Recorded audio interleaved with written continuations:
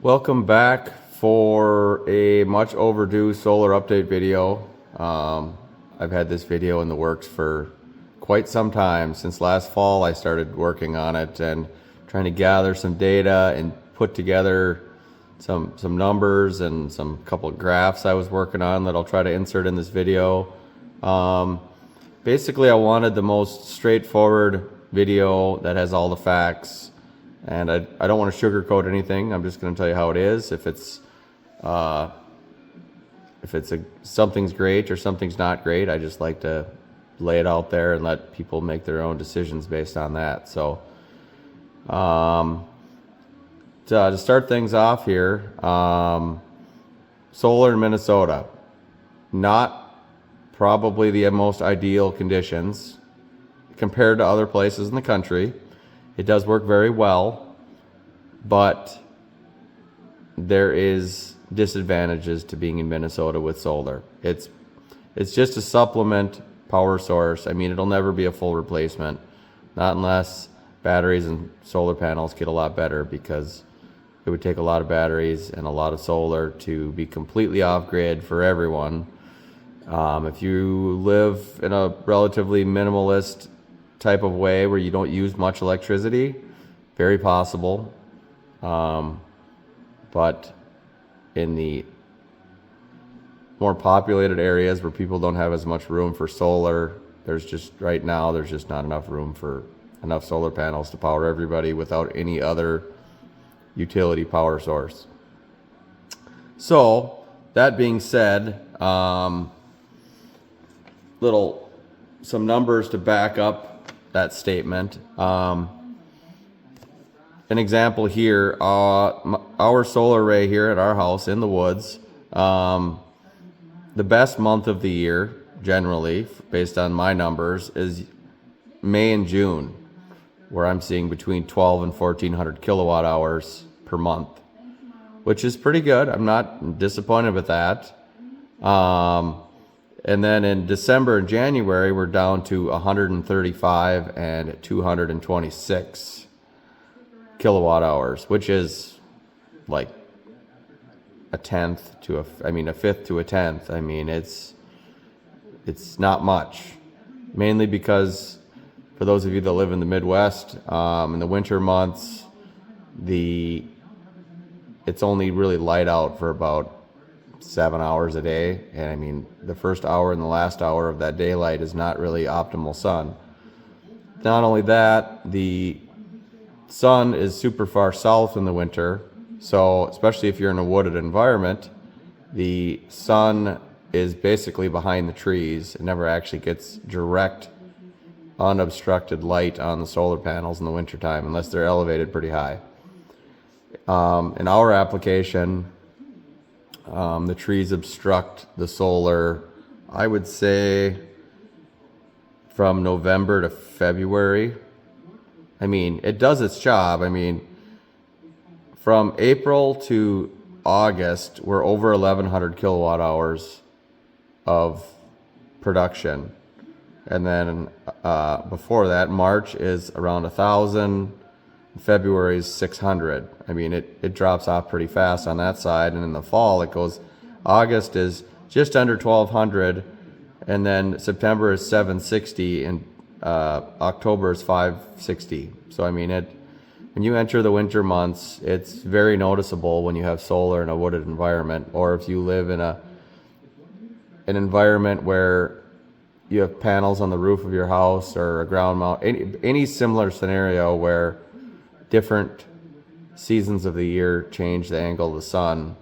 I mean, most solar salespeople sell the most solar in the summer months when the sun is the highest in the sky, at least for most areas in the U.S.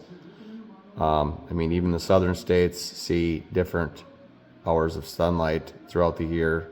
Not quite as extreme as the northern states, but all things to be considered. Another angle on this, the location and the possible adjustability of the panels is also very important.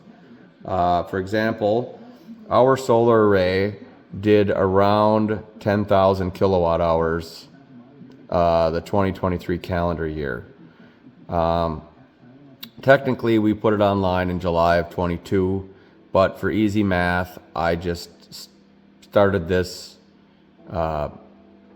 update video for basically the year of 2023. That way we could go from January to January.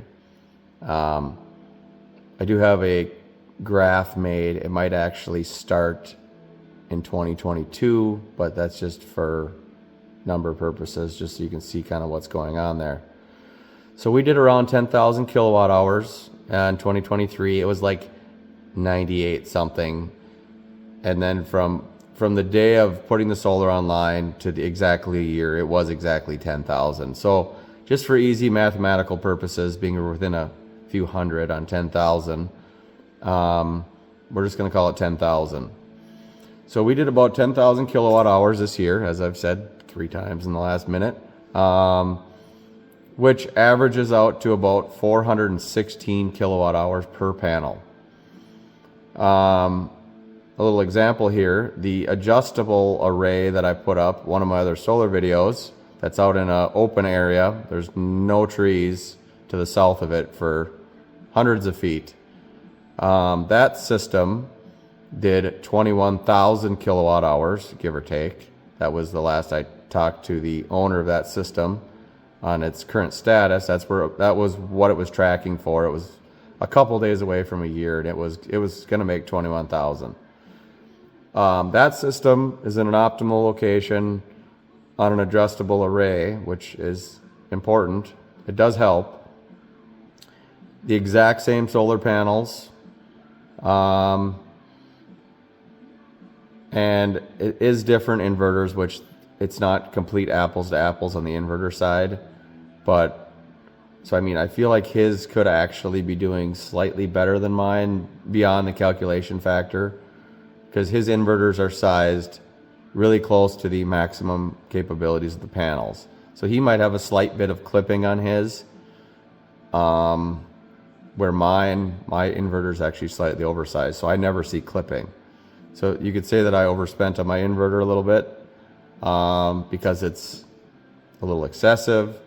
I see it as a way that I could expand in the future. So anyway, the customer that I put up the adjustable array for, he did around 21,000 his first calendar year, which averages around 500 kilowatt hours per panel, which is around 17 to 20% better.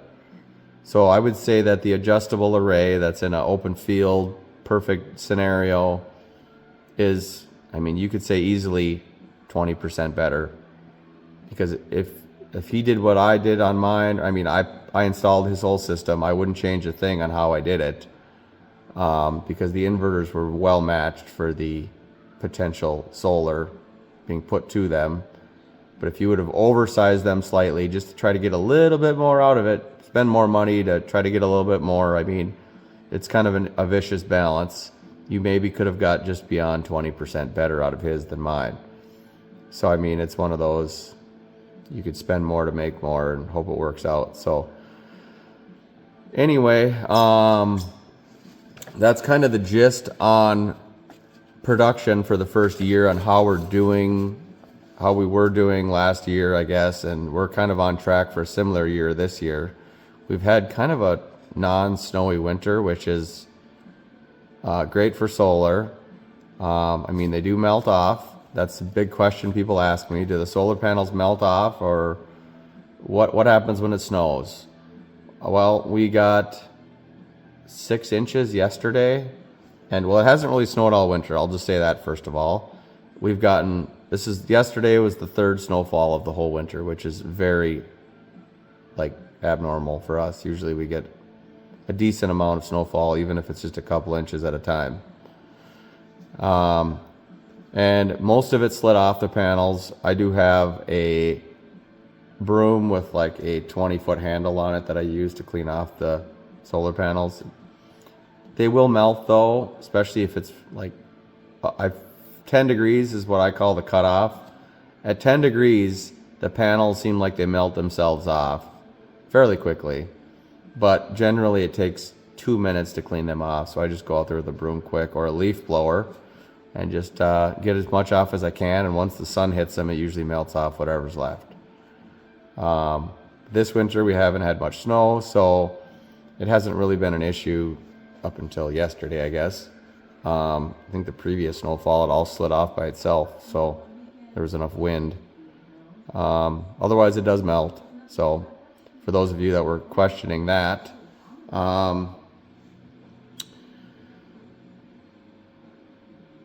let's see. I crunched a couple of numbers for those of you that are wondering. The original solar cost here was, after all the tax credits, was around $16,198, which is about a 13.4 year payback based on the rates that we pay here in Minnesota for electricity. Obviously, if you're in places like California, you could probably shave that down by a third of that time, because I believe their electricity rates are 2 or 3 times what ours are. So there's a couple ways to look at this. If I would not have installed batteries, same inverter, same everything, just skip the batteries, it would have dropped to around 10 years. 10.5 years, give or take. I mean, those are all factors to be taken into consideration for people that are maybe building a system and they plan to add batteries at a later date or something along those lines. My batteries are only used for battery backup purposes. I'm not off-grid or anything here. We use way more electricity here than I could ever make on solar, unless I cut down all the trees. I should actually add up all of what we use in a year. It's an astronomical amount. It's complicated because we have multiple meters with different rates. Our electric heating in our house and in the shop here is on off peaks. We pay less for that electricity, but they could shut it off if they wanted to for up to, it used to be a half hour.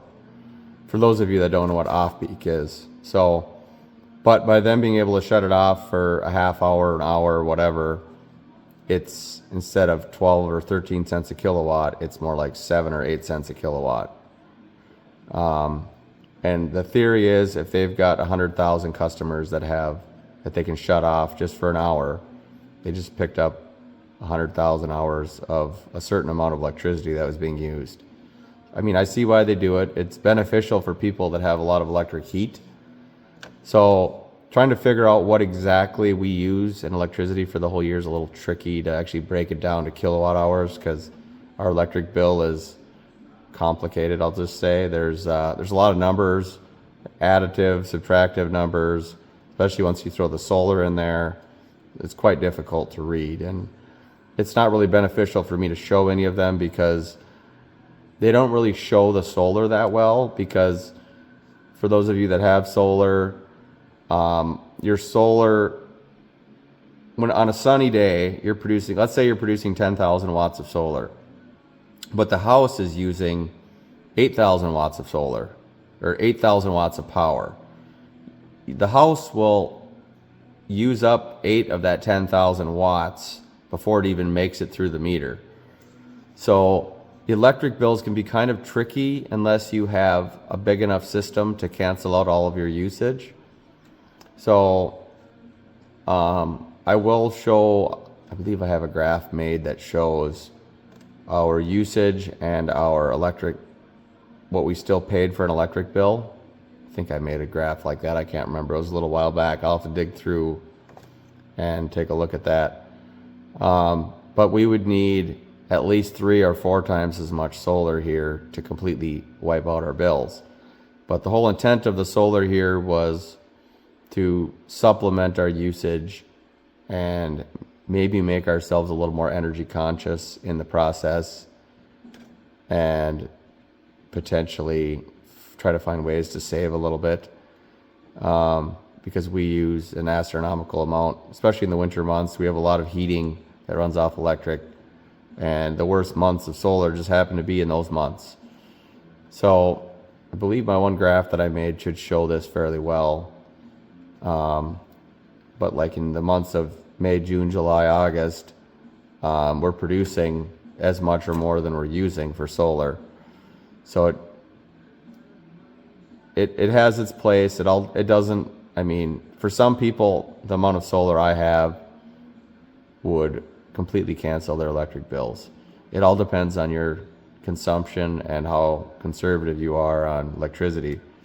You have all gas heat, gas water heater, maybe you're running like a mini split for your heat and AC. Some of those are more efficient. They don't maybe use as much electricity. There's ways to save, and you could get by with a lot less. All things to be considered in the someday when you're replacing furnaces and air conditioning, there's options that are much more energy efficient. So let's see here. If I would have basically built the system that I have, but done it as cheap as possible, same solar panels, same racking, cheapest inverters I could find that would handle what we have for panels. I figure I could have gotten by for, I don't remember what the exact dollar amount was. I didn't write it on here, but it came out to an 8-year payback. For those of you that are just looking for the bare minimum, you want solar to do the job. You want to spend as little as possible to bring your payback around as quick as possible. That's an approach you should look into. The only reason I did the batteries and the hybrid setup, I mean, there was a couple sides of it, I guess. We had a couple power outages in the last few years where it was like a couple hours with nothing, and the power company didn't have any insight on when it was going to come back on. So we just wanted something. We weren't expecting to run the whole house for a whole day or anything, but we wanted some level of backup power available. The reason I went this direction wasn't necessarily the cheapest. I mean, it probably cost me $4,000 to $6,000 more with the batteries and the hybrid inverter to go this route. But the advantage to it is there's no maintenance. It's like, since we put this system in July of 22, I literally have not had to do anything to anything other than maybe clean some snow off of solar panels. I had one fault code on the inverter after a thunderstorm once. Other than that, it's been maintenance free. I could have probably bought a generator almost big enough to run our house for a little bit more money than the hybrid inverter and the batteries. And then I'd still would have solar, and then power goes out and the generator kicks in. But I wasn't really a fan of the added maintenance of having a generator. They're generally pretty low maintenance, but you do have to change the oil, and I mean, there's always a chance that it doesn't start when the power goes out. And I have a pretty high confidence that my inverter and the batteries will do its job. So that was the reason we went this direction. And there's always the potential to go to a generator setup down the road. The inverter that we have is capable of starting a generator and tying that in with the batteries and the whole system in the event of a power outage during a non-sunny time of the week or year. So, or in the middle of the night, power goes out, batteries drain down, generator kicks in. I'm not sure if I'll ever go that route, but the potential is there, which is part of the reason why I went down the road that we did currently with the hybrid system with a couple of batteries at least. So it's more for the peace of mind. We've had a few outages and the lights didn't even flicker basically. So it kind of comes down to what you're looking for at the end of the day. You want cheap, quick return on investment, or do you want peace of mind of battery backup when the power goes out. A lot of the hybrid inverters like ours, the solar batteries only basically provide power to select loads in the house. Like I have a small panel in my basement that comes off the batteries, and it's just like a select group of items: the well, the furnace, some random 120 volt loads, a little bit of lighting, a couple outlets in the garage for the freezers. And we haven't had a good opportunity like really load test these batteries and see how long they'll go, especially with a furnace scenario where the furnace is running, because I feel like even the furnace in gas mode, I feel like would drain the batteries relatively quick. Most of our power outages have been 15 minutes or less lately. So, and if they were longer, they were during the day when I wasn't here, and I really wasn't able to watch how the batteries handled it and how long they went. I can look up some of it on the app for the solar inverter, but it doesn't tell you a whole lot about what occurred. So, what would I do different on this whole process? I don't think I would do much different. The only thing maybe I would do different is I maybe would have found a way to put more higher wattage panels on my current array. I don't regret anything I did, but now that I've done it, I would like more solar. So, I mean, I've seen the good, the bad, and the ugly of what happens with solar in Minnesota and solar in the woods and solar with snow, and it does work. It's not a complete replacement, as I've mentioned, but it is kind of a nice, I mean, it does exactly what it's supposed to do. So, and depending on where you can put it at your place will basically decide on how well it does. So I have some hopes of some more solar installed here in the next, hopefully in the next year, hopefully for this summer. Can't promise that for sure. It's going to be if it happens, it'll be a pretty big project. Still probably won't be enough to wipe out the electric bill completely, but it would hopefully be a pretty good chunk. So, I think I've pretty well covered all the items I wanted to cover. I'm sure if I missed anything important, you guys will chime in and blast me with some questions. Don't be afraid to comment, like, subscribe. That's how I know you guys are watching. I enjoy making these videos. I like informing people because a lot of people ask me a lot of questions, just day-to-day questions in person. And by putting these videos out, I hope to just kind of broaden the knowledge amongst people involving solar and things like that. So hopefully make everyone a little more conscious of all the capabilities basically and what to look for and what to expect, I guess. Because I know there is salesmen out there that will oversell solar a little bit, and it does work great, but there's plenty of people making huge promises about it, just trying to make a buck. So it's good to know a few things, and that'll help you out making your decision. So, till next time.